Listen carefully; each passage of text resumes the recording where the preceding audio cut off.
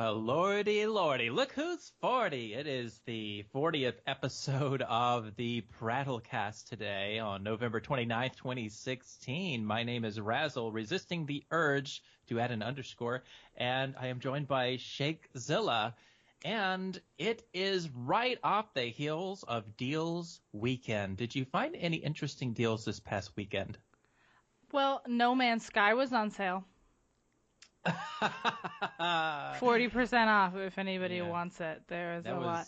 Fallout was 60% more than it's worth. Yeah, Fallout was also on a really good sale. The Fallout games were on a crazy sale, like the Mass Effect pack, like of all three games, was only like $10. Yeah, there was some good gaming deals. I bought the Sims 4, and I got my my restaurant DLC with it as well. And pretty good deal on Origin. I haven't played it yet, but I'm going to very soon because I downloaded it just yesterday. So get ready. You know what this is going to turn into? We're both going to be sitting in Discord playing it and just not speaking to each other. Every now and again just being like, damn it, she didn't get pregnant. Like something's always going to happen. Just going to be mumbling to ourselves. The Sims is that kind of game. It's a good, it's another good relaxing game. I don't know if it's relaxing. I played a lot of The Sims 3, and I would not use relaxing to be the absolute terror that it was to lose all of my Sims, watching them die of old age and get electrocuted. Oh my god, they're not even real. I had to make like photo albums, and it was pretty sad. Like I still have to go back and look at my old photo album of all the Sims who aren't deceased, and they made it even worse because they let you take in-game pictures. And so I would hang up these pictures on the wall. And one day my Sims were like hanging out in a room, and I was looking at all the pictures on the wall. It's like, oh my god, all these Sims who aren't here anymore. Like and I past just remembered, generations of the family. Yeah. Like I know that I've I always make like a nice big I always make big families, and I always like explore all the different career paths and stuff. And everybody's got like very different personalities. And I create all these like crazy stories for all of them. And I remember in The Sims 3, I had one of my Sims who was like a professional painter. Like she was like top notch, level 10 painting. And I had her do portraits of everybody in the house, like at the very beginning. And then like as each generation came in, she did new portraits. And I was just like, oh shit, all these paintings of all these dead humans. Why? And then one day she's gone too. Yeah, I lost my painter. That sucked. So. It took me a while to realize that you had to move the tombstones out of the house or else they would haunt the house.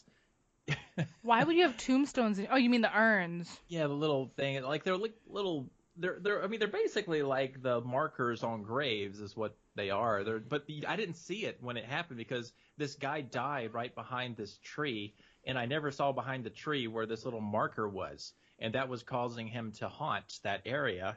And it was so bizarre. It's like, I don't like them haunting. And then I realized why. And you have to actually take it to the You have to, like, drag it all the way to the mausoleum. Cemetery. Yeah, have a funeral or else they're all depressed. Well, in The Sims 4, like, everybody grieves. Like, they go through, like, this 48-hour grieving process, and then everyone's happy again. Sims 3 was the same. Sims 3 had that ridiculous grieving process, and you couldn't do anything with them because they never wanted to do anything. They were just, like, depressed. Like, they mope, they sulk, they cry at random. They'll stop in the middle of a shower to get out and cry. Like, it's the weirdest thing. And then, like, and now, like, you know, you get the urn in your house. I don't think they haunt anymore, but you can beg the Grim Reaper to bring them back. If you're friends with the Grim Reaper, you can like bring them back for a little while, but then they die a couple days later anyway. It's like really strange to want that because they just die again, and they're kind of like fucked up and sickly if you bring them back. So they're like zombies. But now you don't have to bring them to a cemetery. You can just be like, oh, let them pass on, like let them go to the other side, and then the urn just disappears. Oh, this is just way too deep. But I actually force people. I have forced people before to sit down and watch my slideshows. You know what, though? Yeah. You wouldn't need to force me. Just let me get a bottle of wine first. I'll do this with you all day. I actually have sad music that plays with it. Oh. So I set it up as a video file so that you can actually watch the history of my Sims as they age and die. Yeah, my Sims family right now I'm doing like an actual like no cheats, didn't build my own house, like started off in like a trailer.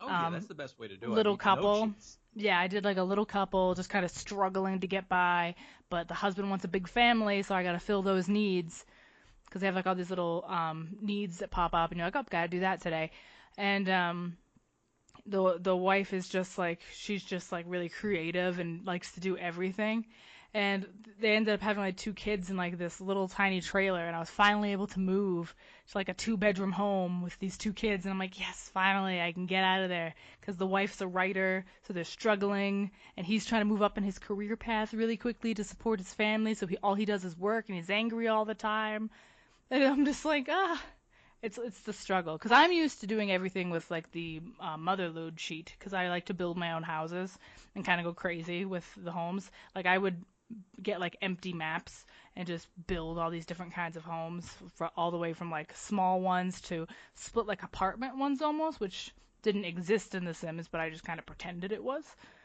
And but now I guess they have apartments. There's an expansion for apartments that I kind of want to get. I once married a guy just to change his shoes. You are a deplorable human being. Why would you do that to him? It's like, oh, hey, I don't love you, but change those fucking shoes. Well, he was always walking around in these ugly ass shoes, and I was like, if I marry him, I'll have a chance to just change him, and I did, and I will say it was a huge improvement. You know what's fucked up? Every time I've played The Sims, when I marry somebody, they don't look anything like when I married them after I'm done with them. Yeah, I know. Like, I know. I change everything humanly possible. Hair. Yeah, I'm like, oh, your everything. hair's changing. We're reshaping these eyebrows. And, like, you end up finding out that, like, a lot of characters are wearing makeup that just you didn't assume would be wearing makeup. And you're like, why are you wearing eyeshadow? Like, what? What are you doing? But I change everything about them. Their careers. I try to change their personality traits because I'm like, I don't actually like who you are as a person. You were just kind of attractive, and I didn't want to marry an ugly person, so. Oh, I once married one of the ugliest human beings in that game, and but to their credit, they became very rich, very wealthy. So. They did get rid of some of the things that made The Sims great, though, like being able to set off fireworks in your home and burning the house down.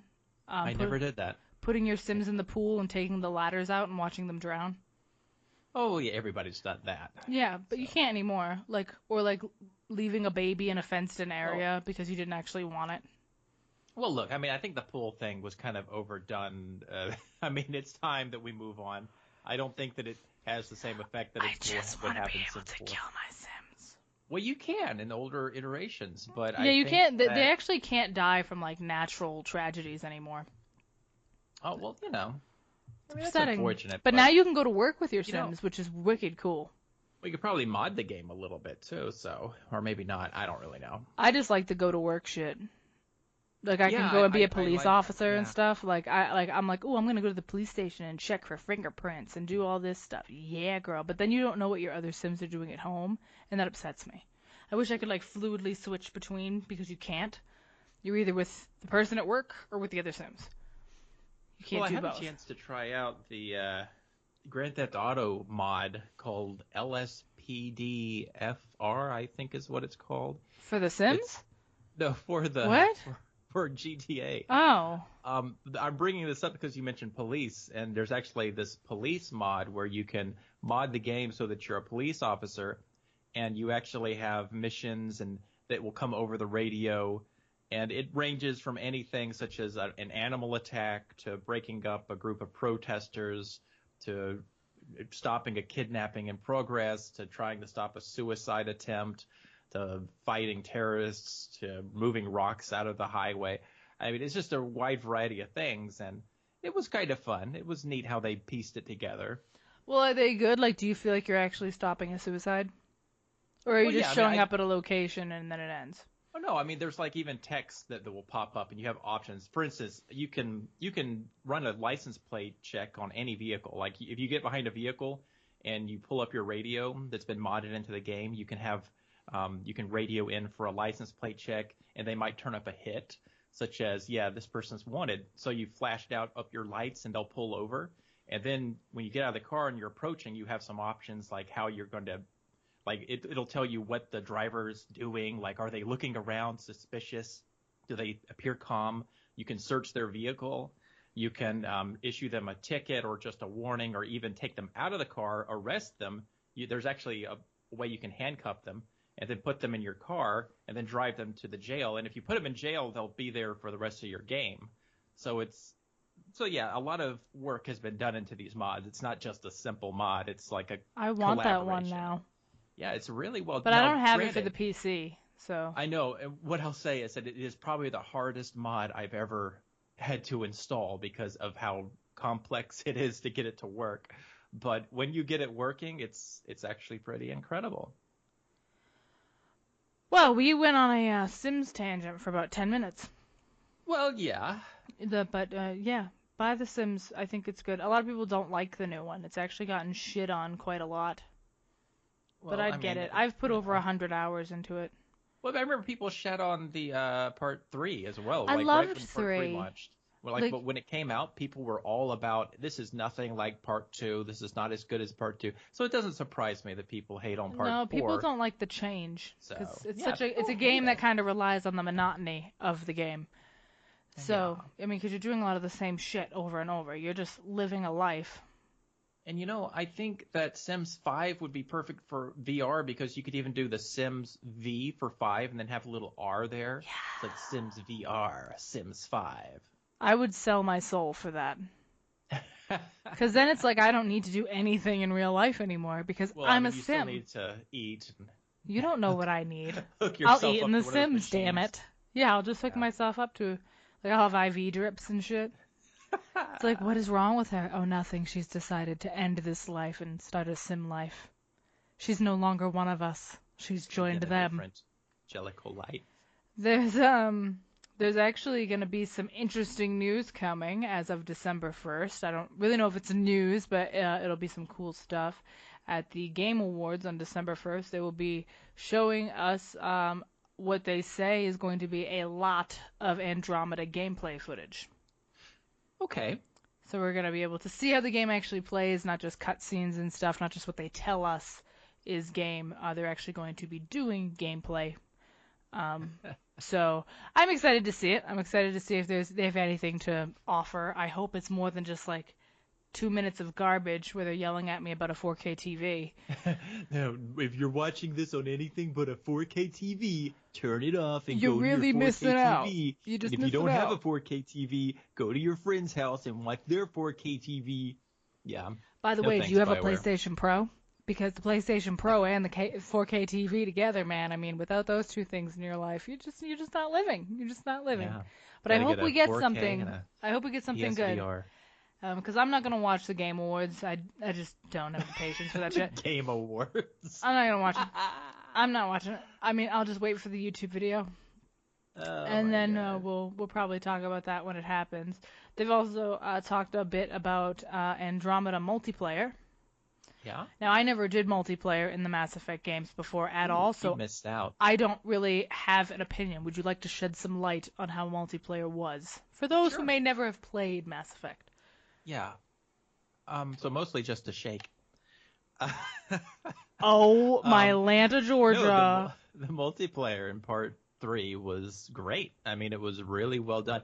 And this was at a time when I didn't play a lot of multiplayer anything. I was strictly single player because I didn't have anybody to play multiplayer with, and it just didn't seem fun. I had a lot of preconceived notions about what multiplayer was before I got into it that kind of kept me away from it because I was thinking it was going to be if I do a multiplayer game, I've got to have a mic and I've got to be talking to a bunch of people I don't want to talk to. Oh, God, you were so blind. I know, and so then I get in there, and it's nobody's talking, and so I very quickly turn off my mic, and I'm like, okay. I like this group. It's like you're playing alone.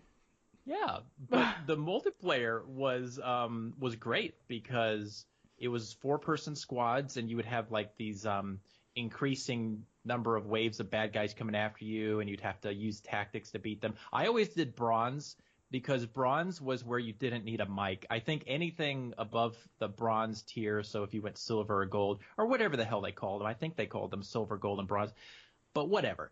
If you went anything higher, then you really needed to coordinate attacks and stuff, and I wasn't about that.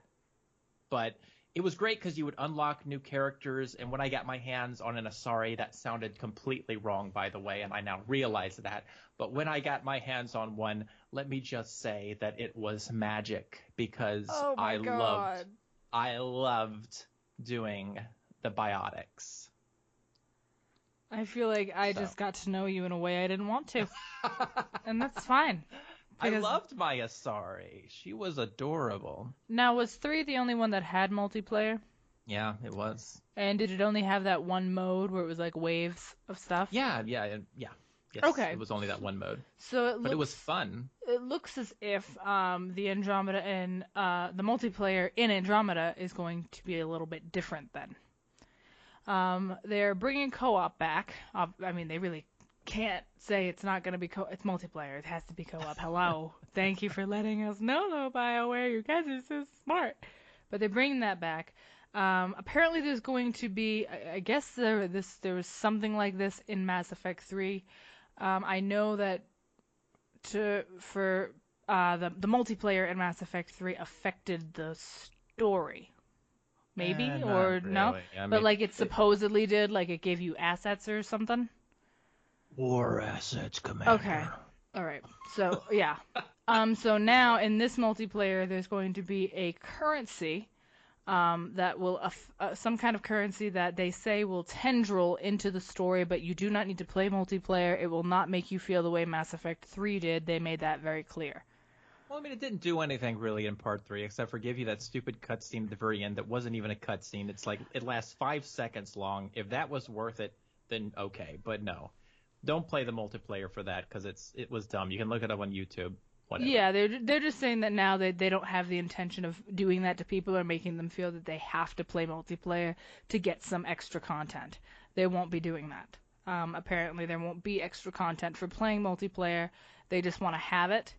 But there's going to be a special kind of currency that you earn in multiplayer that will affect the single player game. It probably just gives. I would like to assume that it's going to give you items and things like that. Well, if it works like the old one did, you have to remember this is EA, so EA kind of mandates that all of their companies have a multiplayer feature because EA knows that that's going to bring them money. And one of the ways that they did that in Mass Effect 3 was you don't just pick your character. You have to kind of buy boxes to unlock characters. Yeah, they were talking about card packs in this one. They're bringing those back. Yeah. And you earn in-game currency that you can use to buy them with, but it takes a really long time to do that. So you also have the option to spend real-world money to unlock more boxes and get more of the items that maybe you want. So, yeah, you have to remember that's the EA side of this, and it's just something they're required to do because it makes them money. Yeah, they will be doing that. They did mention card packs and that you do have the option to spend real money on your multiplayer stuff if you want to, but every multiplayer game does that. Yes, that's nothing new. I mean, but I'm curious to see how it affects single player. Rockstar does it with their fucking Shark Pass and whatever, so yeah. They make a killing off that fucking thing. Yeah, I've never bought one. I've never bought any of that stuff. And I just don't care enough. Like, I'd rather work hard. I have a great wardrobe, a motorcycle, and I haven't bought any Shark Passes, so. Yeah, I've never had an issue with anything, and I don't even, do anything in GTA. I'm just like, oh, I have money. Something that might actually tempt me, though, I hate to admit it, but when they release Red Dead, I might actually be tempted to spend real-world money. I might, because I love Red Dead Redemption so much. Yeah, I gotta buy that game. I gotta buy Red Dead Redemption really soon, actually, because it's coming up in my list. Oh gosh. I'm gonna be playing that shortly. But yeah, they're doing one other thing they're doing with multiplayer is they are connecting it to the story in an interesting way that I actually like. There's going to be side missions in the regular game that you can send your team members out to do. Or you can accept those same side missions and say, you know what, I kind of want to do this one because I like this world or I like this place. I'm going to do it, and then it puts you in multiplayer to do it. So you can do side missions from the single-player game with other players in multiplayer. Now, is it all random, or can you pick people? I mean, I don't know. They didn't say anything about that, but I think it's an interesting idea to be like, oh, like you can either send people, you can send some of your squad mates from the game to go take care of this situation, or you can be like, you know what, I want to go do it, and then you do it in multiplayer. Yeah, I mean, I'll definitely be playing the multiplayer like that. I mean, because it's just random groupings, it sounds like, so you just kind of go in whenever you're ready and you fight the mission. I mean, maybe you could end up with with a friend, but like it seems like that'd be kind of difficult unless you were, obviously on the same mission, same time. Unless you just stack these up and can play them at a later date, but who knows? Yeah, I'm not sure. And one other thing from BioWare that I thought you'd be interested in, since you're a fan of Knights of the Old Republic. Yes, I am a fan. BioWare is working on a new IP. Oh, yeah, I know. They're not talking about it. Nope. It was just reviewed by, like, one of the CEOs or whatever. Not that means shit to anybody. But it's being made by a lot of the members of the KOTOR team. Well, okay, what does that mean? Because I know a lot of the KOTOR team isn't around anymore. Well, I mean, maybe it means they came back? I'm not so sure about that. For this new IP? Unless they did. I don't know. I haven't read anything about it, but that would be a lot of people to bring back. Yeah, I don't know. It says that there's a lot of people that worked on KOTOR that are working on this new IP, and they don't want to talk about it. They want to see where it goes. I've known about the new IP for a couple of years, like around the time that Inquisition was coming out. I remember them talking a lot about it. And we also have an unnamed original IP that we're not talking about. So they've had this thing in the cooker for a while now, so... because they said that it's like halfway to done at this point. Yeah, and usually the way they work is, I mean, you would not see anything about it anyway until Mass Effect releases either way, because BioWare is always about promoting one game at a time. That's why you didn't see anything about Mass Effect during the Inquisition time, and so you're not going to see anything else about this, I guarantee you, until a while after, Andromeda releases, and they support that for a little bit, and then they move on to this next thing, so... Well, how do you feel about it? It doesn't seem like you're very excited. Well, I mean, we don't know anything about it right now, so I'm always excited about an original IP, but we don't know anything, so it's kind of like, what could it be? I mean, it might be something great, it might be something terrible, but I don't know. Like, I don't know what to say. I know. I was just curious because I didn't know anything about it. Like, I didn't know anything about it. I just knew that it had people working on it from a game that you liked. So it's like, oh, I guess I'll bring it up, see if he knows anything about it or has any other info. Yeah, no, I mean, I didn't know that it was old news though, like because they were just talking about it being reviewed today. Mm-hmm. No, I mean they've talked about having an original IP, but they haven't said anything about it. And like I said, they were talking about this back in the Inquisition days. They mentioned we've got Mass Effect, we've got Inquisition, we've got another unnamed IP that we haven't released any information about. And so it's always been kind of known about, but not really known what the heck it's going to be. Now, what would have made me really happy is if somebody had said something like, we're bringing back an old IP, and then I'd be like, Jade Empire? All the whispers begin. And that would make me excited. But, yeah, I mean, it could be anything. Maybe it'll be something great. I mean, they've done some great stuff with IPs before. I mean, there's Dragon Age, but then there's also Mass Effect and Jade Empire, which were both phenomenal.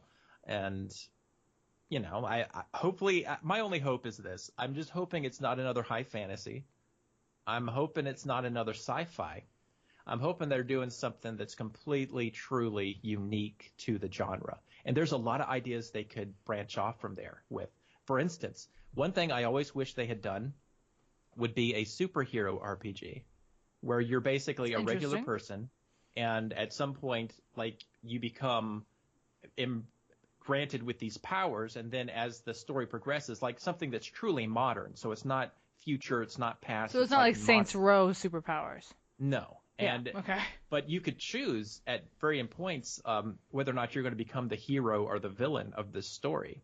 Because, I mean, sometimes people become villains. And I think knowing BioWare and how they love to have that moral compass thing, I've just always thought that would be something really cool for them to do. Something contemporary, because they've never really done contemporary that I know of. In fact, now that I'm thinking about it, yeah, I'm pretty sure they haven't done I don't think they have. And so I think them doing something contemporary would be phenomenal, just because, sky's the limit a little bit. I think that would be really interesting. I've never really thought about it, but now that I'm sitting and thinking about it, it would be interesting to do something in the superhero vein, modern day, now. Or, even if it's not a superhero thing, as long as it's something contemporary, then that would make me really excited because, like I said, they haven't done anything in our current world. So, I don't know. It'd be interesting. But the real world's kind of boring. The real world is, but not the real world as inspired by BioWare, crazy zaniness. Yeah, so, as long as we add something, give it a little oomph. Story. Yeah, give it something better.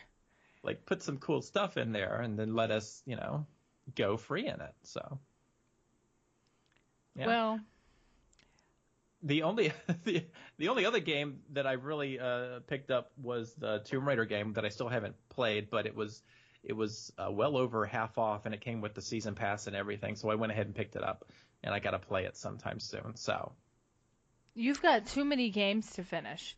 You need to get your life together. Listen, you need to make yourself a list, check it twice, and figure your shit out. I have a list. Well, get your affairs in order.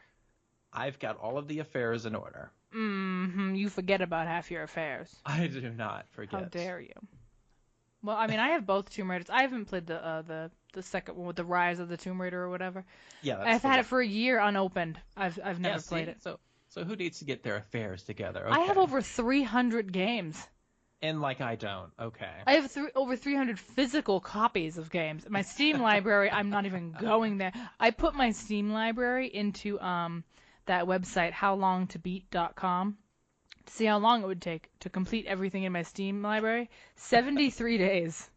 Well, granted, I think, or do you have Fallout on Steam? Or do you have any of them? I don't.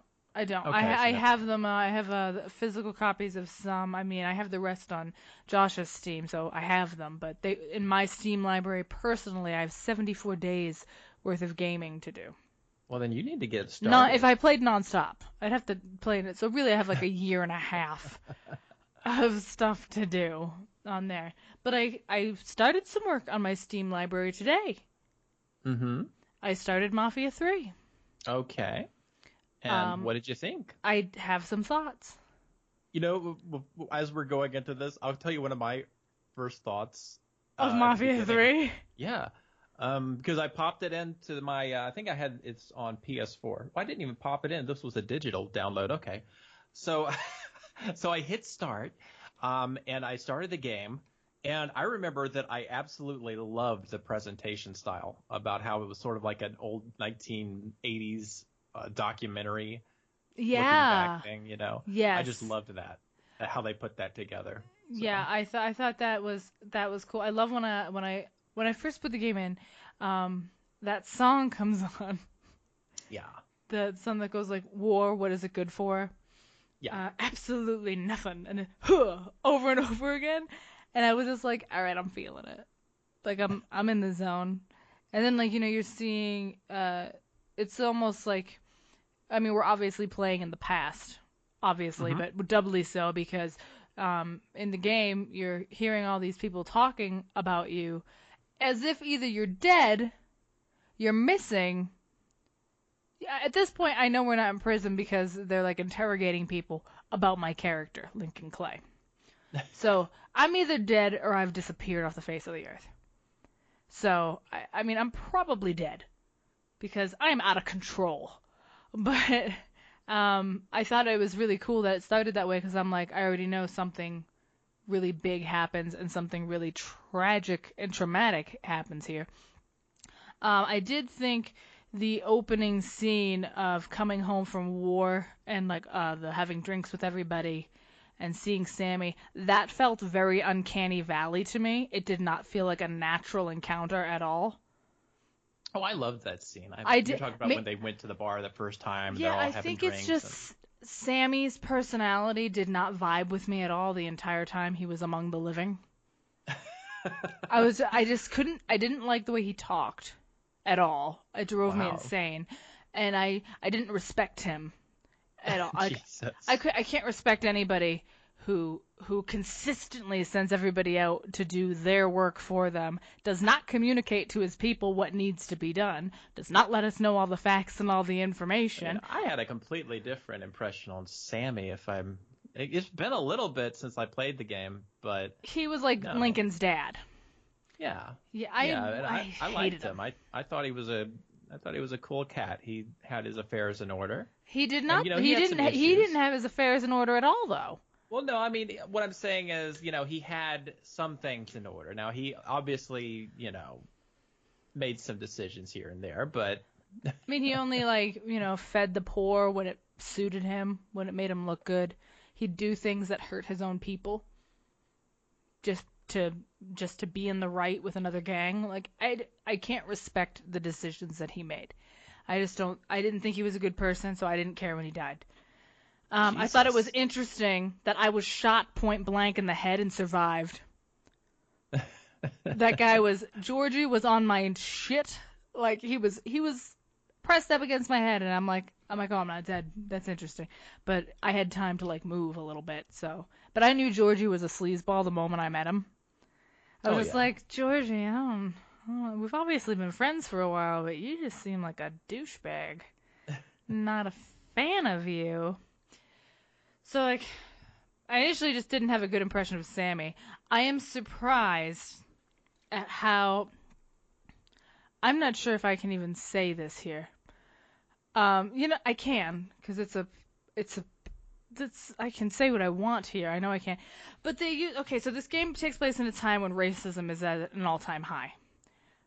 All around. I have never heard, and I'm going to say a couple things here, I have never heard nigger, gook, and guinea so often in such a short amount of time, and been I suddenly became desensitized to it.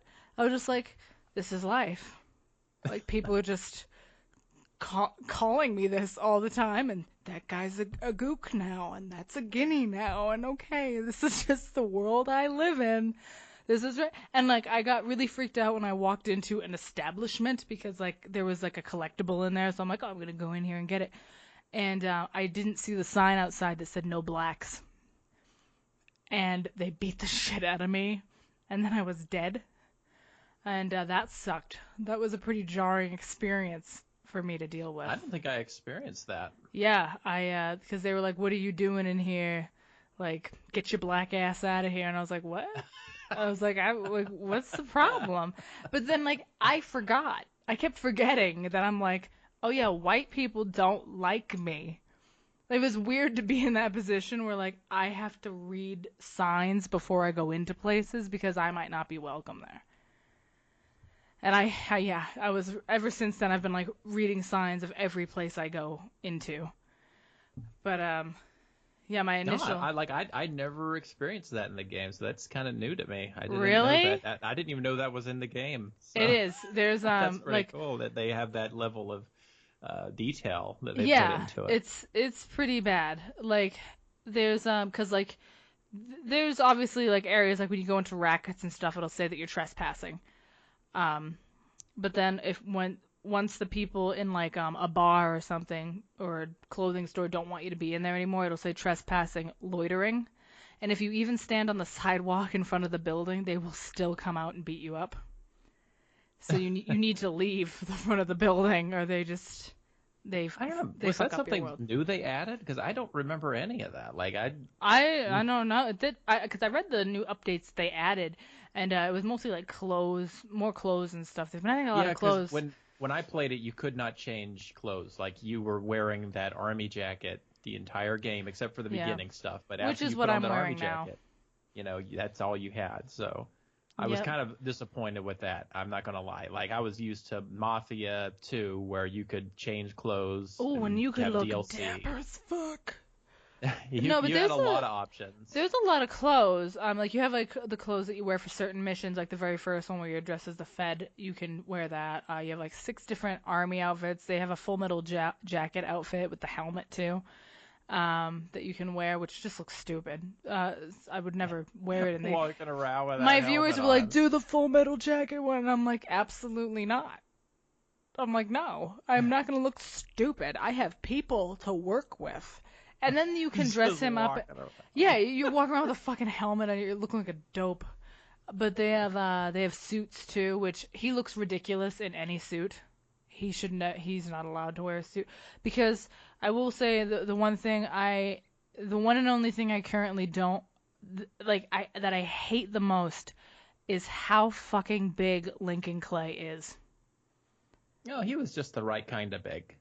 No, because when you're walking through a place, like all the chairs just fucking explode around you. That everything's just like flying away from you because you're this monster. Like if you put him and Lou Ferrigno side by side, it'd be hard to tell the difference. Well, he's just a guy who can kick some ass. I'm just saying, I think he looks the part. So don't go. I just thought he was too big. Don't you mess with Lincoln Clay. I think you got a crush on Lincoln Clay. Listen. I don't need this right now. I don't need this. Well, I did meet some of my friends in the game. I met Cassandra. Oh yeah? What do you think of Cassandra? Okay, right now I'm on the fence. I'm on the fence a little bit. Because I'm just now branching out and meeting people. I've met Cassandra and I'm on the fence about her. I do like that she seems to be really intelligent. She's so intelligent that my friend in the CIA couldn't figure out who the fuck she was. So she can obviously keep her shit together.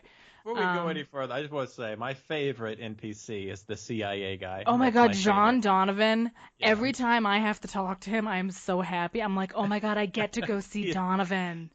Like when they first show him in that opening clip from the show, I thought he was going to be like, some guy that's just getting in your way the whole frickin' game. He's amazing. I know. Like when you rip down the propaganda sign and he's like, get this shit in my fucking country, motherfucker. Bring all that propaganda bullshit. I'm not dealing with this. And then every time you go in his motel room, he's like, have these people heard of air conditioning? What the hell's going on here? Like he's pretty awesome.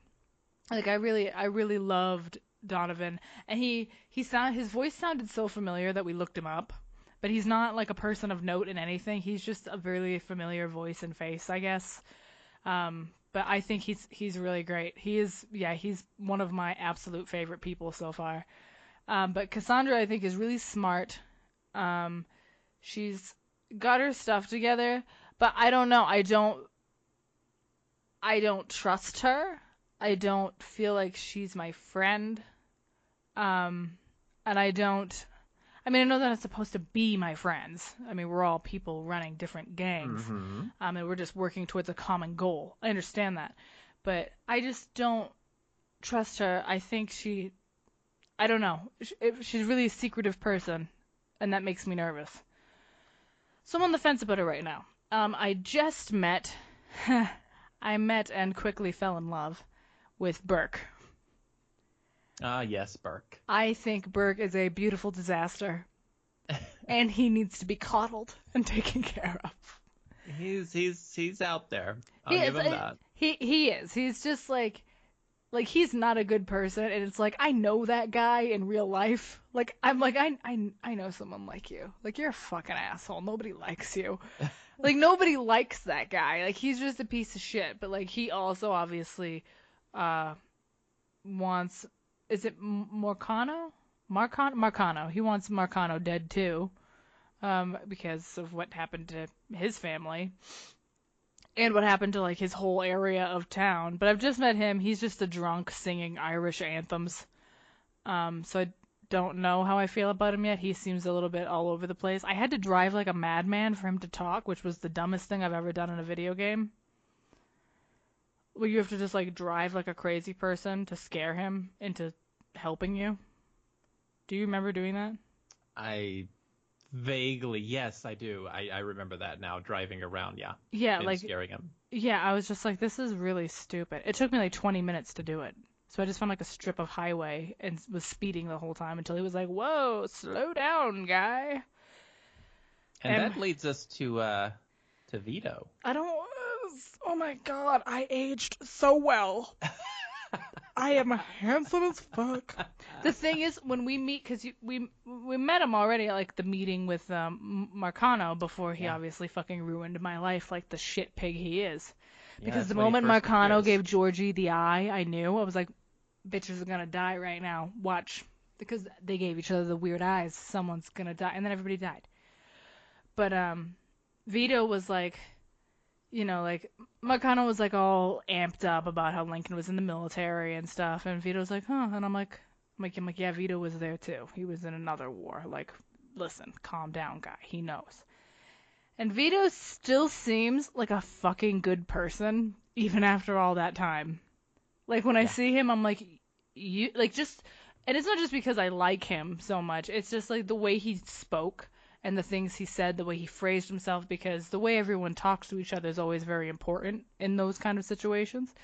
He just seems like he's still a good person.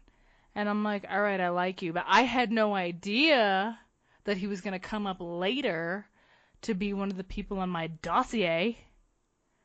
You didn't know that? I had no idea. Oh my god. I had no idea. I was just like, oh, like maybe this is just how they show me he's here. Like, hi, Vito. Like, yay, I missed you. It's nice to see. And then he just fucking walks off in the conversation. He's like, all right, I gotta go. I guess to see you later. Nice to Got meet something to do, you know. you. Yeah. And I've been avoiding doing his mission because I want to do it last. Like I have like side missions to do for Cassandra. I still have some stuff to do for Burke. Mm-hmm. I want to savor and relish and roll around in all of the Vito missions. Anything to do with Vito, I just want to live in it. Because I love him. And I'm hoping that he's still wonderful and respectable because I know that Marcano's like currently taking his land from him and he's like kind of putting all of his people into Vito's turf. But Vito's got some businesses that nobody knows about but him. So that's the only way he's able to still pay Marcano, so Marcano can't have the mob kill him. Because Vito's a made man, you can't just go around killing people that are made. So Vito has found a way to stay afloat for now, and it'll be interesting to see how Lincoln and him work together, because they're both military men, but Lincoln's got such a dramatically different personality from him. Lincoln, I can't really pin what kind of person he is. He kind of seems all over the place for me. Well, he's been through a lot, and he's definitely a better protagonist than Tommy. Oh, He's just well. he's sort of the more I would say he's just the silent type, he's more I guess he's more like who am I thinking of? I guess like a Sly Stallone type of action hero where he doesn't say very much, but when he That's does, true, he's got yeah. like that. Yeah. He and does so, carry weight, and he values loyalty to an extreme. Yes, he does. Like, he tells Marcano straight up when he's like, hey, do you want to just take over for Sammy, let him retire, which we know when anyone retires, they're dying. Nobody retires in this universe. So And when they did that, I was like, oh, I knew exactly what's happening right there. Is that they're giving you an opportunity. They are. I mean, if you're looking at this from strictly a mafia standpoint, anybody in the actual mafia having that meeting, they know that you either take that deal or something bad's going to happen. And I think Lincoln it went right over his fucking head. It went right over and his you head. Could Because see he's not from that world, like, really. I mean, he's from that world, but he's not the business end of it, or at least he hasn't been. So, yeah, and you could see in Georgie's face, like, Georgie was like scared right after that. But Georgie is obviously loyal to his family, so he's going to do whatever they tell him to do. I mean, if Georgie was actually a friend to Lincoln, I would think that he'd probably let him know. I mean, I think in Georgie's own way, he probably thought he was doing a solid by, offering that to Lincoln. Right. But I don't think he realized that he and Lincoln aren't the same type of person. So. Well, yeah, because Lincoln was immediately like, oh yeah, like I'm not going to. He's like, no, I'm not going to do that. He's like, that's like my dad. I can't do that to him. And even now he's saying that, like, when he talks to the priest, he's like, hey, I don't want to, he's like, I'm not really interested in revenge. He's like, I just want to take everything from them. He's like, just like they did to me. He's like, I want him to know what it feels like. And I was like, oh, shit. All right, I'm about that. There's some other things I could go into, but I don't want to right now because I'm afraid I might spoil something You here don't. and there. So I mean, I'll be playing it all day tomorrow, too. So I'm gonna get a lot more done, and I think I'm gonna take care of a lot of the side stuff off stream, just because I don't want to waste stream time like opening junction boxes and collecting Playboy magazines. Yeah, I mean, there's a lot of that going on in that You can game. read the But articles in the Playboys. yeah, you can if you want. You I can zoom in on all the girlies. Yeah, you can get all that areola if that's what you need. But no, those are some good first impressions. We'll talk about it again when you finished it, and then we'll go into more of the Yeah, I'll details probably about it's not a long the. game, so I'm probably gonna be done soon. Yeah, I you think. probably will. Yeah, because I finished it pretty quickly, like within a couple of days here and there. But if anybody out there right now is listening and they're enjoying the podcast, we have a Patreon now, and I'm just going to bring that up since we're halfway through this episode. And what is the name of this Patreon? Well, it doesn't. There's not actually a name for it. It's a link because we don't have like a large amount of people. We can't give it a personalized link. Oh, So it's like a bunch of see, letters and numbers after, which kind of sucks. so But we have a link though, so you should check out the link. yep, And there's some goodies in there that you can take part in. yep. And Yeah. basically everything in that will go towards helping us with the podcast and with our streams to make things better for you guys. And it's also another way to just be more involved with the community and with everybody. So I think it helps everyone.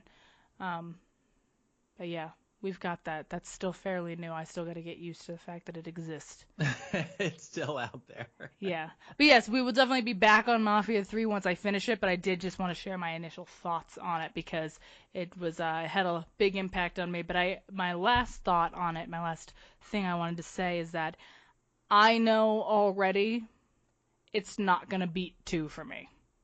Oh, yeah. No, I don't think it will. Yeah, I'm going to heavily enjoy everything that has to do with Vito. I'm very excited to see him because I just miss 2 so much. But I think it's great. I'm having fun. It's really beautiful. But I just don't think it's going to beat 2 for me. But we'll see. That could change for me. I could change my mind drastically over the rest of the week. We will find out. We will see. I've got more stuff, but do you have anything you wanted to bring up? Do you have any stuff over there? Go ahead and hit us with something, and I'll bring up something if needed. We have some new parks opening up at Universal. Oh, yeah, I saw that. Yep, Nintendo is building its own park in Osaka, Hollywood, and Orlando. I don't know if there's more Universals than that, but those are the ones that are getting it. You're going to be able to be inside of your favorite Nintendo games. So you're going to walk into this park and you are supposedly going to feel like you're in a game. Piranha plants are going to pop out and fucking swallow you whole.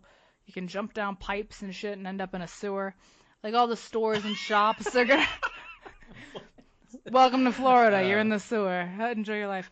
But they're going to have like shops and stores and restaurants that are going to be themed heavily like Nintendo games. Okay, look, if this is anything like, okay, I just recently got back from Orlando, okay, from their Universal Studios. Now, when I hear somebody bring up they're going to have themed restaurants, I already know what that means. What it means is it's going to be the same damn food you can get at any other restaurant in Orlando. The only difference being the shape of the restaurant, the interior, the way it looks, and also there will be a gift shop specially designed for those items. But I swear to God, it's the same type of burgers, fish, whatever you're ordering. It's the exact same menu, regardless of where you are, with the sole exception of things like the Leaky Cauldron, which had a specialized breakfast and stuff like that. But everything else is just exactly the same. But do you really think that'll be the case if this show is being run by Nintendo? Yes, it probably will, because I think even now I granted I don't remember it that well, but I think even the Hogsmeade area, the restaurant there, had the same type of food as everybody else. Jurassic Park, same type of food. The horror restaurant, same type of food. I mean, everywhere I went, same menu. So, do I think it'll be exactly the same menu? Yes, I do, based on the experience of going to so many restaurants there. I think it'll be the exact same damn restaurant. The only thing I hope is that they have some great rides and that maybe that alone will make it worth to go back there and Yeah, check it they out. want you to apparently feel like you are inside of the games. If you could be in any Nintendo game, which one would you want to actually be able to live and walk through? Nintendo, Yeah. so I guess a game they made. Well, I mean, for me, it probably is going to come down to Mario or Zelda, because those are the two that I think of first of all whenever Nintendo gets brought up. I think those are their best IPs. I could probably see them doing something with a Mario Kart, maybe a ride or something. So I have a feeling that it's going to be like when you walk in there, you're going to see like the vegetation, everything's going to be done up exactly like it would be in a game, like Yeah, Super that's what Mario they World. said. And it's probably going to have that music playing like dun dun dun. I don't want to sing it here because I don't want to get sued. But Dun dun dun but it's dun. okay. Come on. But I'm just saying that I think that's what it's going to be because they do a good job. Like they did a great job with frickin' Harry Potter. They did a phenomenal job. So I imagine they'll do a phenomenal job with Nintendo as well. So it'll probably be a good park. See, if I was going to be in a Nintendo game, I would want to be in. Okay, listen. I would want to be in Star Fox. But I want to be in Star Fox Adventures, the one for the GameCube, where you have the pet Triceratops that you can kick around the ball with all the time. Very specific. That's my favorite Star Fox game. I think Star Fox would make a great ride. Yeah, but I think it would be like a great walkthrough park too. Like because when they tell me I'm gonna be able to be in the games, like let me play the game. Like let me like live action fucking bash my head into bricks. Well, you know what I mean? Like let I'm me pretty sure they're do gonna the have game. like shops done up like you're in the Toad Kingdom or whatever it was called. I'm pretty Oh sure you're gonna have like yeah, shops done up exactly like that. So that would be cool. just stay away from the movie stuff and they'll be fine. Yeah, I'm excited though. Like I don't think they'll do anything with Star Fox because nobody cares about Star Fox. People care about Star Fox. I I mean, care about Star Fox. you'll at least have a lot of like gift stuff of Star Fox if they own that IP, because I don't even know who owns that IP. I imagine they do. I think Nintendo does. I 'Cause only I ever don't think saw I've ever it. seen that. I've Yeah, only I've seen it on only seen it on Nintendo Nintendo. products. Like Yeah. they've never made like a PlayStation game with Star Fox, and if PlayStation could have used it, they would have. And they'll definitely have some Metroid stuff, and Is that a just all there. Nintendo IP? Yeah, I mean it's got to be Oh because it's yeah, only because appeared I have on. it on the GameCube. Yeah. I thought I had it So on there you Xbox, but I didn't. But I thought that was pretty cool. Oh my God, get your picture taken with Mario. That's how they're going to combat Mickey Mouse. Have a big Mario walking around with Luigi. Yeah, it's not gonna work. No, but I'm sorry, but nothing on this earth will beat Disney World for me. oh no. First I of all, have Disney World. dreams of Disney World. Like I miss Disney World so much. I dream about it. I just long to go back. Disney World is so much better than Universal Studios. Like it's like night and day. For starters, restaurants. There's Ugh. actually a different menu at all of the restaurants. And they're all The amazing. themes, the characters, the music, the fact that they have a lot more variety and rides there. They have more parks with more stuff to do. So you can get more bang for your buck at Disney than you will at Universal. Now, if you're going on a smaller trip, if you're not spending very many days, then I say go to Universal. But if you have time to spend at least a week, then Disney Yeah, World. I'd say honestly, if I go again, I went for 8 days. Like if I go again, I want to go for 10 or 12. Oh yes. It's not even if I go again. When I go again, I'm going for 10 or 12 days. Like, I've gotten addicted to this freaking emoji mobile game that my sister showed me, and I've been playing this thing nonstop. What is this game again? Share with the class. Emoji Blitz on the phone. Yeah, explain your game to us. Okay, Let us know your affliction. What's the name of that game where you stack up items that are falling down, and if you get 3 in a row, they'll disappear? Bejeweled, I think, is what I'm thinking of. It's very similar to Bejeweled. What, will you just match like, 3 of a kind? Or something? Well, no, I mean, like, they're constantly falling, and then like they've Tetris? got, like... No, not like Tetris. It's more like Bejeweled. It's almost exactly like Bejeweled. But, except it's got Disney characters instead of crystals. So, you match them up, and you can, like, if you get 4 in a row, I think is how you unlock the Stormy Cloud that you can use to do a special ability. And if you get, like, 5, then you get, like, the Magical Star. Just stuff like that. But the point is, you basically are winning credits and points that go to an in-game currency that you can use to unlock basically emojis that you can send to your friends. But they don't work like real emojis. They're more like pictures, so you can't really put them on messages or anything. So that's kind of disappointing. But for some reason, I keep playing this damn game. So there. You just got to catch them all. Yeah, but you have like 5 lives at a time, and then they take a couple of minutes to regenerate. So you can That's only so play that like you take 5 a break, games. Razzle.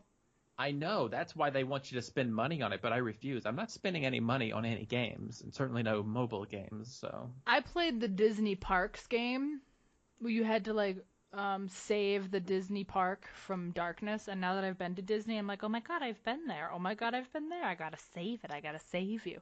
You have to like build all the rides and stuff. It's really cool. And then like all the Disney characters are walking around and they help you get through all this stuff. I just miss Disney World so much, like every day. So yeah, I know it takes a while to reincorporate. like To the I real really world. don't know how to live my life now. And I was Yeah, I like know. eating so well. Like I could be so fat at Disney World and so happy. But I'm in the real world now. Disney is awesome. It's the best thing in the world. It is the happiest place on earth. I've never been so consistently happy than I was at Disney World. Like I was just like, fuck yeah, the whole time I was there. And now here I am in my regular life, just being a person. It's whatever. Yeah, Disney. But it'll be It's a soon. I'm lovely just waiting till place. the Star Wars park opens, and I'll go back when Yep. that opens. So I got a couple years. And Yeah, then just got a little while longer to wait, and Yep. then might have to mosey on down to the Nintendo park. yeah, I'll call you up when I'm heading to the Florida one and be like, hey, meet me here. We're gonna go on a journey through the Nintendo park. See how this goes. It's gonna be a nightmare. That makes me angry that every restaurant's the same there. That actually infuriates me that they are that lazy. Yeah. Like that is It's such a very safe lazy menu. thing to do. Yeah, it is. But whatever. But it's universal, so. Those were all my things that I had for today. We always know that I have garbage lined up in case. But do you have any garbage? Anything at all? Well, we need something. Do you have nothing? You said you had something. Were you lying? No, I don't really have anything. Were you I said praying that I throw could something save out this? there. Yeah, I was hoping you could save us. Well, son of a bitch. Okay, I've had a question for you. Oh, God. It's a burning question. And it's been burning in my soul for weeks now. Because I God. wondered it. And then I couldn't get the thought out of my head. And I said, you know what? This is not something to Google. I have at my disposal somebody with the knowledge and the know-how to explain this in a way that I'll understand. Oh, Jesus. And who can help me. Now, I mind don't you, think I can help. this has absolutely nothing to do with anything we've talked about today, but for those of you listening, understand that this is just what happens all the time with us. So I need you I need you to tell me. Okay? What is the difference? Can you please take me seriously? I have concerns. Oh, God, I already hate this question. Okay. What is the difference? Oh, my God. What is the college? difference? Oh, What is the difference? Or what it makes them the same? I don't know. What is the difference between Raw and SmackDown? Because this has been killing me for weeks.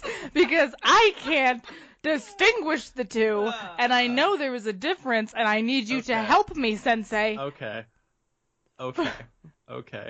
Here we go. Wrestling. For those of you who didn't know what Raw and SmackDown were, these are wrestling terms. Raw. Okay, well, they're both the names of television, weekly television shows. All right? WWE Raw, which used to be WWF Raw, it began in the early 90s.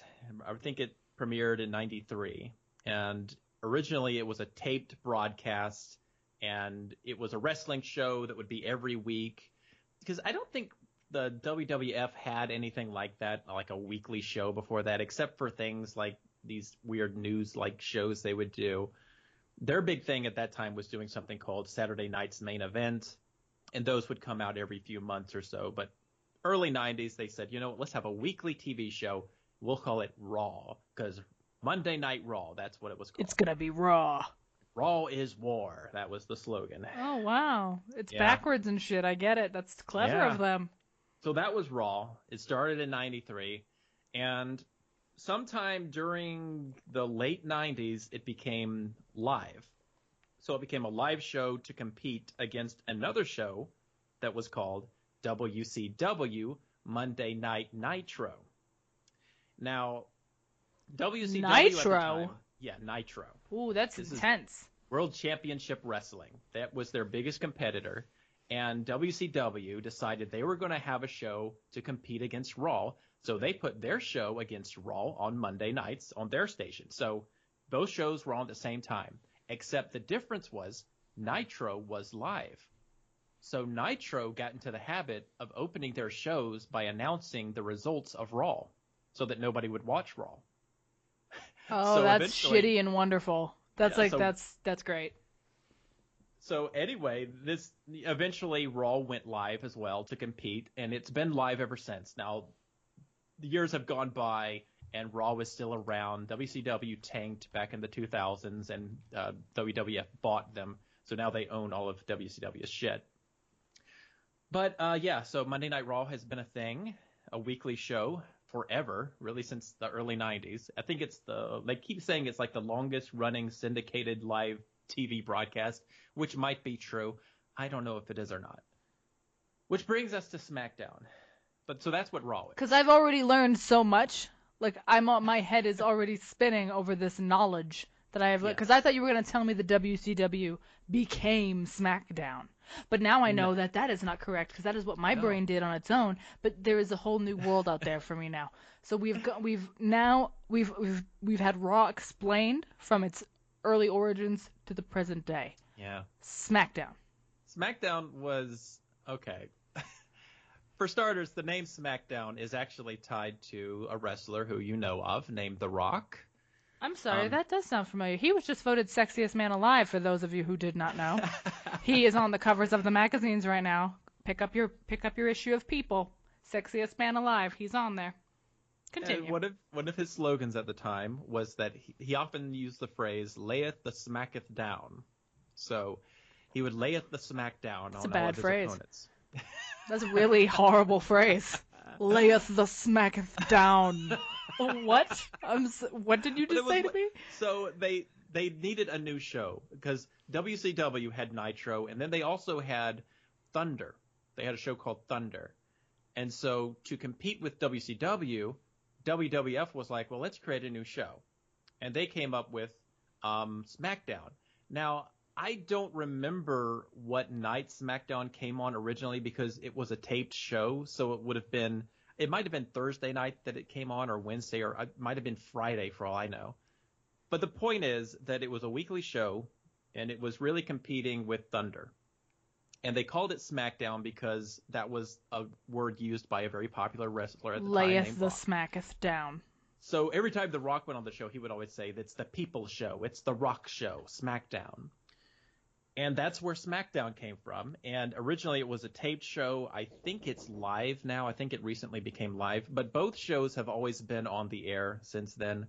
They're both the same company. At different times in history, they've had different rosters. Sometimes they've put half the roster on this show, half the roster on that show. Other times they've had the roster share both shows. I think currently they have their own independent rosters again because it's almost like they're trying to create some type of friction where one doesn't actually exist because it's the same damn company and everybody can see through it. So they had like a video game series called Raw versus SmackDown, and then eventually they changed the name of that to just WWE. But yeah, that's what Raw and SmackDown are. They're just two different shows, same company, and sometimes they have different rosters, sometimes they have the same roster. So they gave me, because that is where my thought process came from, is seeing a Raw versus SmackDown video game. So it's like, okay, I don't know what SmackDown is, so now I need this explained to me. But now you're telling me that one company made both of these TV shows, and then decided they were going to pit them against each other. Well, I mean, you have to remember, like with wrestling, there's always storylines involved. And so early on, around the time that they split up the rosters, and it's been so long that I don't remember everything, but I think at one time they had the two shows like in a storyline combat against each other, where both were competing against each other in various ways. And so they have their independent champions. They have the SmackDown champion and the Raw champion, and they have their independent titles. They have their independent women's titles. They have everything is like their own show. And they have different wrestlers on each show? Right now they do. And they've had different wrestlers throughout a lot of their history. And then for a long time they kind of melded back together, but just recently they broke the shows apart again. I would think that'd be better, just keep them separate. Yeah, and so basically, in other words, since they've done that, you can basically watch one show and not the other one, and basically just not be lost. You don't have to watch all of it. And I think maybe that was their thinking at the time. So... See, but that's because where Raw versus SmackDown, the game series, came from, was that imagined friction between the two fucking companies that are the same fucking company. So, yeah. That is just insane to me. And I know, like, there are times when I wonder if wrestling is still a relevant thing, like in the pop culture world. Sure. Like, is it still relevant? Like, and then I see on my Twitter feed there are people like YouTubers and people on Twitch that I'm friends with that are really into it. Yeah. Like insanely so. And I'm reminded, like, just when I think like, oh yeah, I don't really hear about wrestling, I go on Twitter and I'm like, oh shit, like these people are still really into this. Like this shit is still going on. People still care about it, and it's weird to see younger generations of kids now walking around with like backpacks and wrestling t-shirts and stuff. Because I've seen it recently and I'm like, what the fuck? What is going on? But it's usually a John Cena. To be honest. To add even more complications here, there's also another show called NXT. I've never heard of that. Same company, except the NXT roster is all new people, so it's always younger talent that they bring in, and so it's a way to develop them. And so the audience is usually smaller, but a lot of the wrestling is sometimes it's much better because you get that raw youth, in the ring that's fighting each other that are really passionate about what they do. And sometimes that can be nice to watch. It's sort of like, I guess, the difference between watching college football against professional football, where college football can be more exciting for some people and professional can be kind of boring. Now, personally, I find most of it kind of boring, but I'm just saying this as an example. But no, I think wrestling will always be relevant in a way, and I just think it's relevant in a different way. And I know a lot of people who are really into it, and they're also into UFC stuff. And, I think it can be entertaining for people, but in a different way. I don't think people watch it for the same reasons they used to.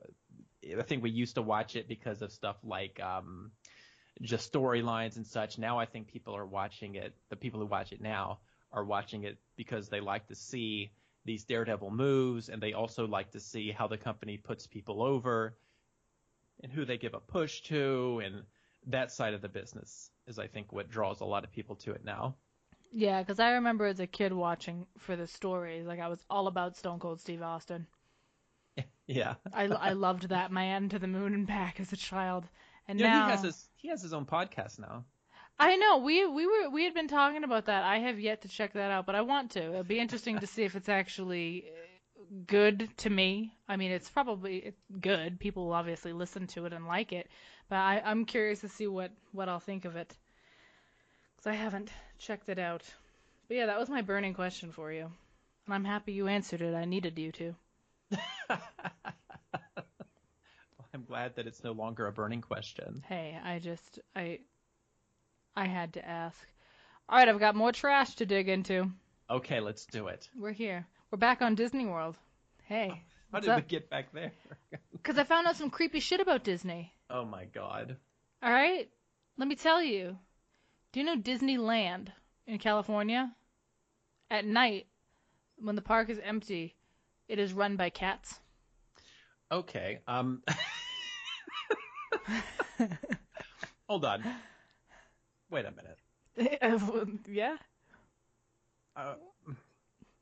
What? They have their own website. The cats have a website. Disneyland Cats, yes. Oh my god. They are the feral cats that keep Disneyland free of pesky mice.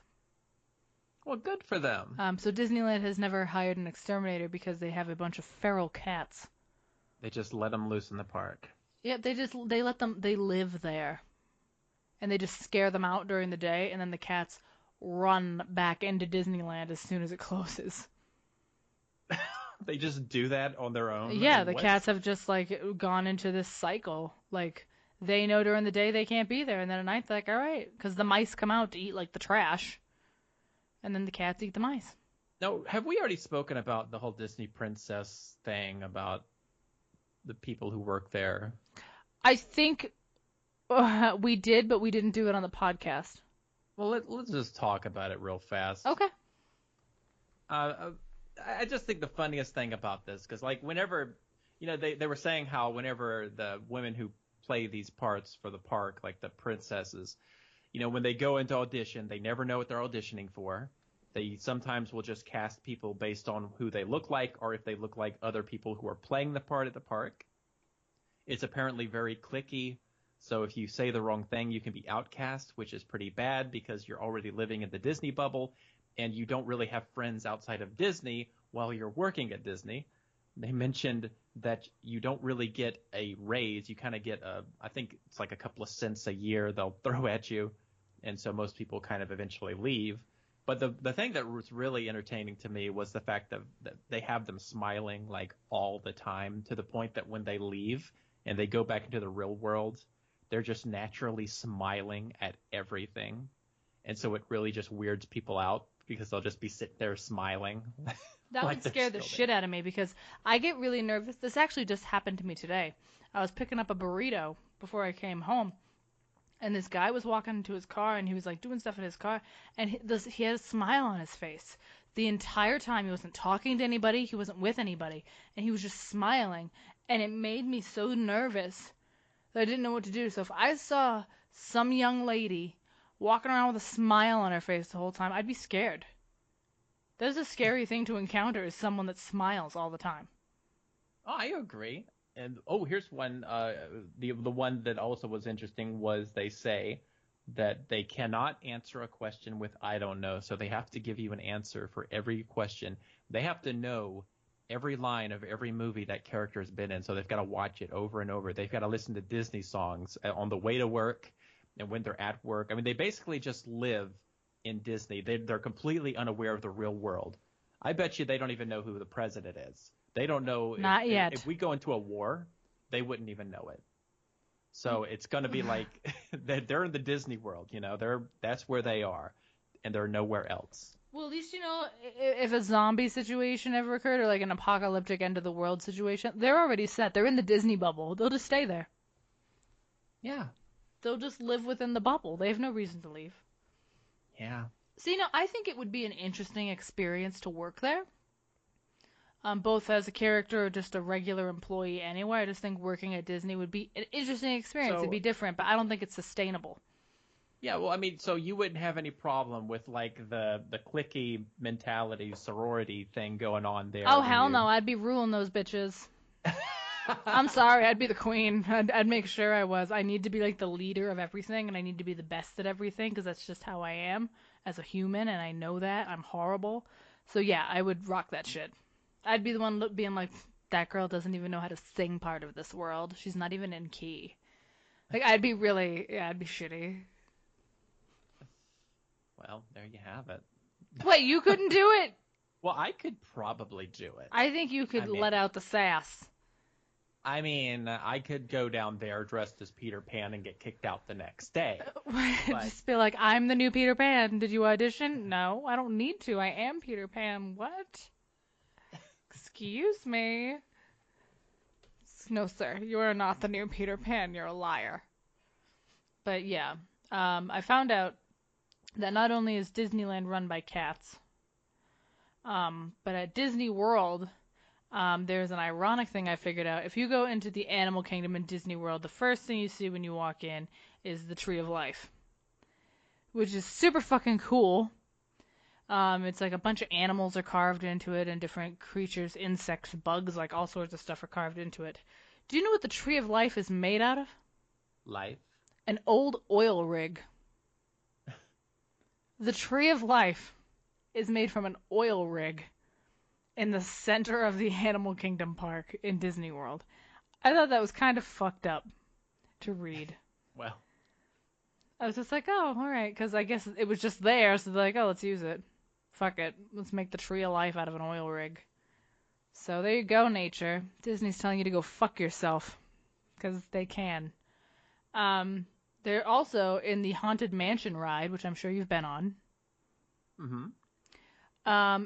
Every single night, they have to clean ashes out of the ride because people bring their dead loved ones onto the ride in urns and dump them into the ride. What the Like, fuck? they take the ashes and just, like, dump it. You know the part of the ride where, like, you're in the cemetery and all the ghosts are dancing around and stuff? Mm-hmm. They have to clean up ashes from that area of the ride all the time because people just dump their loved ones there. Just dump them on the ride. And there was, like, this testimony thing or whatever, like, this Disney worker commenting on it being like, yeah, it kind of sucks having to sweep up ashes and just vacuum them and throw them in the trash all the time. I mean, what did people think they were just gonna leave them there? I don't know. I guess like, yeah, good for you. Like, if I'm on this ride and I see some asshole next to me dumping ashes on the ride, you know what I would do? My mom loved this ride. I would hope to God I had a soft drink or something. I just dump it on top of their relative. Just there. Have the Pepsi. Just be like, oh, she's thirsty too. She loves the ride and she's fucking thirsty, you piece of shit. Don't worry about it. It'll harden them up. It'll make it easier for them to clean tonight. But yeah, people are dumping ashes on the Haunted Mansion ride, so that's fucking happening at Disney World. So next time you're on it, know that somewhere on that ride there's ashes right now. I mean, this is just ridiculous. Like, where else would you dump ashes at? Would you go to somebody's work and just dump ashes? It's like you just go into, like, I don't know. To me, it's weird. It's like you go into a restaurant. This is my mom's favorite booth in this restaurant. Can I dump her ashes on the seat? Is that okay with you? You know, the part that offends me the most is that it's not even that good of a ride. Like, it's horrible. I got stuck on that ride. If you're gonna dump ashes of somebody you love, you don't put them on that ride. Oh, Expedition Everest, I would. As it shoots backwards, I just fling the ashes forward, let it hit everyone in front of me. Let my family member be a part of their lives forever. They'll think it's a part of the ride. It's like, oh my god, I'm covered in soot. I was in a mine. And I'm like, no, you're not. You gotta time it for, like, the picture so people can actually see. So people can see you just launching the urn. Just with a big smile on your face like you're a Disney princess. And I'll just be smiling. I'll be all dressed up. And everyone's like, oh, I have ashes in my hair. And I'll just walk away throwing my empty urn in the trash. Mission accomplished. That's the only way to throw away ashes at Disney World. It's just like that. Dump them on everybody. Fuck it. Or you could dump them there in the Pirates of the Caribbean water. What are they going to do, drain the whole fucking tank? I know, it'll just, like, disintegrate. See, but I would wait till the end of the ride where Jack Sparrow's sitting there in his chair singing. Don't start with this. You know what? The whole fact that they added in the fucking movies into that ride still ticks me off. And I realize that they had to do it because it's Disney and it's Pirates of the Caribbean. But for a long time, that ride existed without any of that stuff. Any of the references to the movies. It was just a good old-fashioned pirate animatronic ride.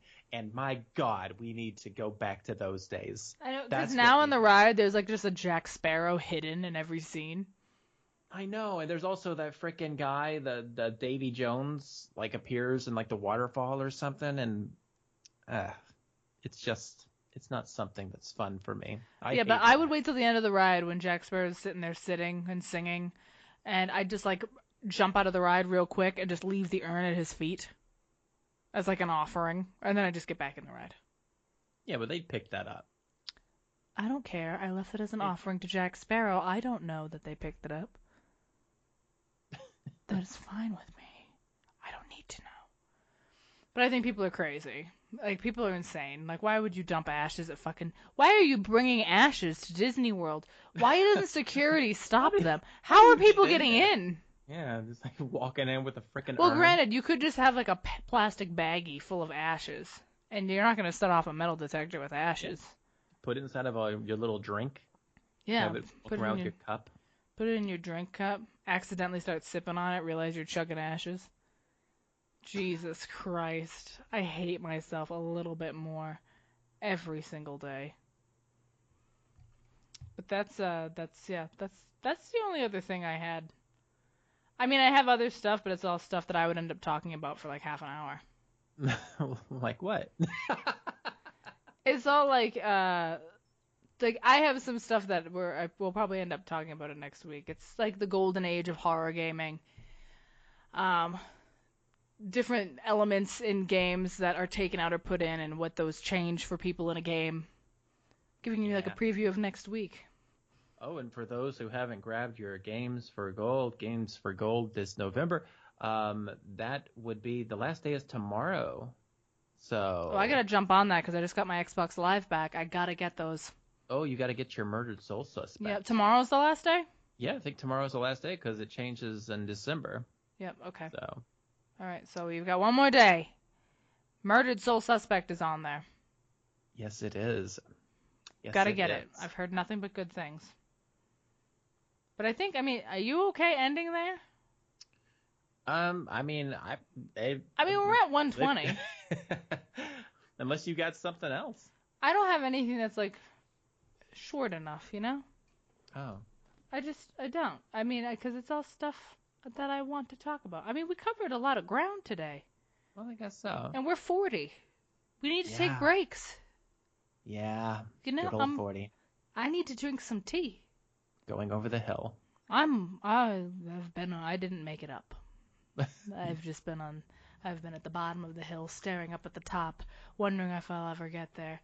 Oh, what dates are we looking at next week? I actually want to take a look at something if I can.